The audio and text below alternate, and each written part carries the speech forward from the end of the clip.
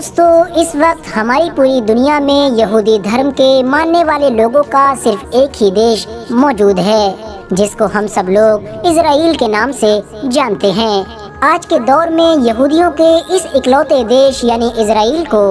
دنیا کے سب سے طاقتور دیشوں میں سے ایک دیش مانا جاتا ہے۔ لیکن دوستو، کیا آپ لوگوں نے کبھی سوچا کہ 1948 میں بننے والے یہودیوں کے اس اکلوتے دیش سے پہلے ہماری دنیا میں رہنے والے سبھی یہودیوں کا کیا حال تھا؟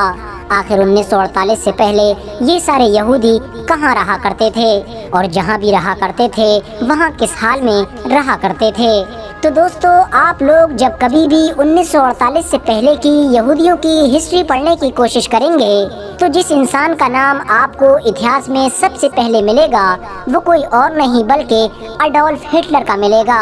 وہی اڈولف ہٹلر کہ جس نے نہ صرف جرمنی دیش پر راج کیا تھا بلکہ ساتھ ہی ساتھ دوسرے ورلڈ وار کی وجہ بھی بنا تھا۔ دوستو، ہٹلر ہی وہ انسان تھا کہ جس نے آج سے لگ بھگ 75-80 سال پہلے لگ بھگ 60 لاکھ سے بھی زیادہ یہودیوں کو صرف اور صرف 4 سے 5 سال کے اندر ہی قتل کر ڈالا تھا۔ نہ صرف قتل کیا تھا بلکہ ساتھ ہی ساتھ وہ تو ہمیشہ ہمیشہ کے لیے ہماری اس پوری دنیا کو یہودیوں سے پاک کر دینا چاہتا تھا۔ ہٹلر کو یہودیوں سے کتنی زیادہ نفرت تھی، اس بات کا اندازہ صرف اور صرف آپ اس بات سے لگا سکتے ہیں کہ ہٹلر کی زندگی کا سب سے بڑا مقصد ہی یہی تھا کہ کاش وہ کسی دن پوری دنیا سے یہودیوں کو ختم کر سکے، اور اپنے اس مقصد کو پورا کرنے کے لیے ہٹلر نے اپنے دور میں ایسے قدم اٹھائے تھے کہ جس سے نہ صرف جرمنی بلکہ پوری دنیا ہی ہل گئی تھی۔ لیکن دوستو، اب سوال یہ بھی ہے کہ آخر ہٹلر یہودیوں سے اتنی زیادہ نفرت کیوں کیا کرتا تھا، اور آخر ایسا کیا ہو گیا تھا کہ جس کی وجہ سے ہٹلر یہودیوں کو ہمیشہ ہمیشہ کے لیے اس دنیا سے ختم کر دینا چاہتا تھا؟ تو دوستو، آپ کو بتاتے چلیں کہ ہٹلر کا یہ ماننا تھا کہ یہودی ایک غدار قوم ہے، اور پہلے وشو یدھ میں یعنی فرسٹ ورلڈ وار میں جرمنی کی ہار کا اگر کوئی ذمہ دار ہے تو وہ صرف اور صرف یہودی قوم ہے، کیونکہ یہودی جو خود بھی جرمنی میں رہا کرتے تھے انہوں نے اپنے دیش جرمنی کا ساتھ دینے کی بجائے اندرونی طور پر فرسٹ ورلڈ وار میں ہمارے دشمنوں کا ہی ساتھ دیا تھا اور ہمارے ساتھ غداری کی تھی۔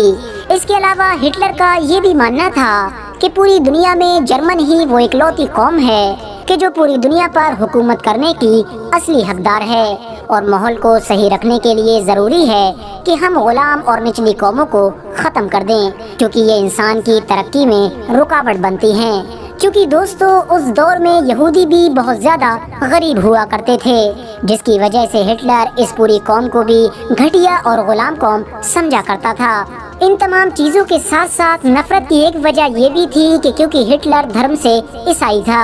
اور ایک عیسائی ہونے کے ناطے وہ یہودیوں سے نفرت کیا کرتا تھا۔ کیونکہ دوستو، آپ لوگوں کو بتاتے چلیں کہ عیسائی دھرم میں ایک لمبے وقت تک یہ بات بھی مشہور رہی تھی کہ حضرت عیسیٰ علیہ السلام یعنی جن کو عیسائیوں کے مطابق سولی پر چڑھا دیا گیا تھا، تو ان کو سولی پر چڑھائے جانے کے پیچھے بھی یہودی علماؤں کا ہی ہاتھ تھا، یعنی یہودی دھرم گروؤں نے ہی حضرت عیسیٰ علیہ السلام کو پھانسی پر چڑھوایا تھا۔ یہی وجہ ہے دوستو کہ آج کے دور میں بھلے ہی یہودی اور عیسائی دھرم کے لوگوں کے بیچ سب کچھ نارمل ہو چکا ہے، لیکن کسی دور میں یہ دونوں آپس میں سب سے بڑے دشمن ہوا کرتے تھے، اور انہی تمام باتوں کی وجہ سے ہی ہٹلر یہودیوں سے حد سے زیادہ نفرت کیا کرتا تھا۔ اور اسی نفرت کی وجہ ہی تھی کہ جیسے ہی ہٹلر نے جرمنی کی حکومت کو سنبھالا تھا تو فوراً جرمنی میں رہنے والے یہودیوں پر طرح طرح کی پابندی لگانا شروع کر دی تھی، جن پابندیوں سے پریشان ہو کر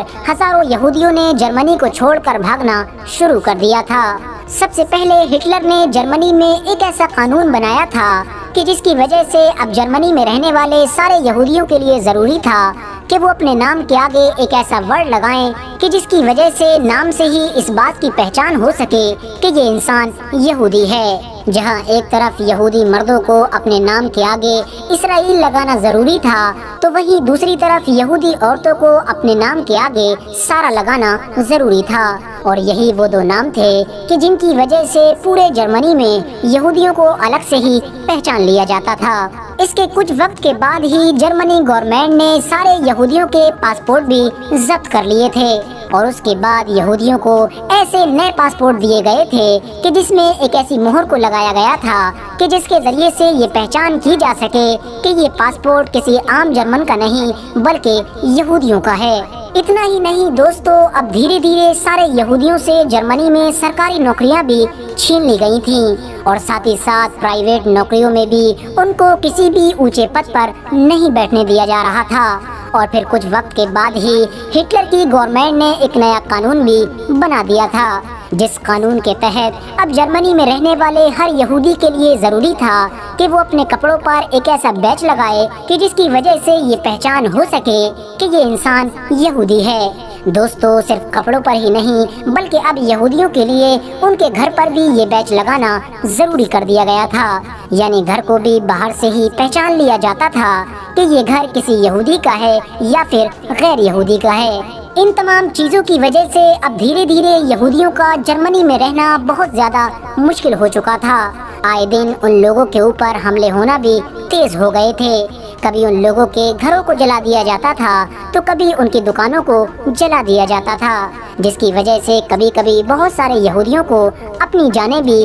گنوانی پڑتی تھیں۔ لیکن دوستو، خوف اور ڈر کا اصلی کھیل تو 1939 یعنی 1939 سے شروع ہوا تھا کہ جب ہٹلر کی فوج نے سارے یہودیوں کو چن چن کر کیمپوں میں بھرنا شروع کر دیا تھا۔ دوستو، ہٹلر کی فوج کیمپوں میں نہ صرف یہودیوں کے اوپر ظلم و ستم کیا کرتی تھی بلکہ ان سے بہت سارا کام بھی لیا کرتی تھی، اور ان سارے کیمپوں میں سب سے بڑا اور سب سے مشہور کیمپ وہ تھا کہ جو پولینڈ دیش میں موجود تھا۔ یہی وہ کیمپ تھا کہ جس میں لاکھوں یہودیوں کو قتل کیا گیا تھا۔ دوستو، ہٹلر کی خفیہ ایجنسیز کی یہ ذمہ داری تھی کہ وہ پورے یورپ سے یہودیوں کو ڈھونڈ ڈھونڈ کر لایا کرتی تھیں، جن کو بعد میں اسی کیمپ میں ڈال دیا جاتا تھا۔ ہٹلر نے اپنے کیمپ میں بڑے بڑے ہال بھی بنوا رکھے تھے جن کو گیس چیمبر کے نام سے جانا جاتا تھا، یعنی ایسا ہال کہ جو ہر طرف سے بند ہوا کرتا تھا۔ بہت سارے یہودیوں کو ایک بار میں ہی اس ہال کے اندر بند کر دیا جاتا تھا اور پھر اس کے بعد اس بند ہال میں یعنی گیس چیمبر میں زہریلی گیس کو چھوڑ دیا جاتا تھا، جس کی وجہ سے اندر بند انسانوں کا دم گھٹ جایا کرتا تھا اور ایک ہی بار میں ہزاروں یہودیوں کی موت ہو جایا کرتی تھی۔ اس طرح سے ہٹلر نے صرف اور صرف 4 سے 5 سال کے اندر ہی لگ بھگ 60 لاکھ سے بھی زیادہ یہودیوں کو قتل کر دیا تھا، اور اس میں سے بہت سارے یہودی کیمپ کے اندر بھوک اور ٹھنڈ کی وجہ سے بھی مارے گئے تھے۔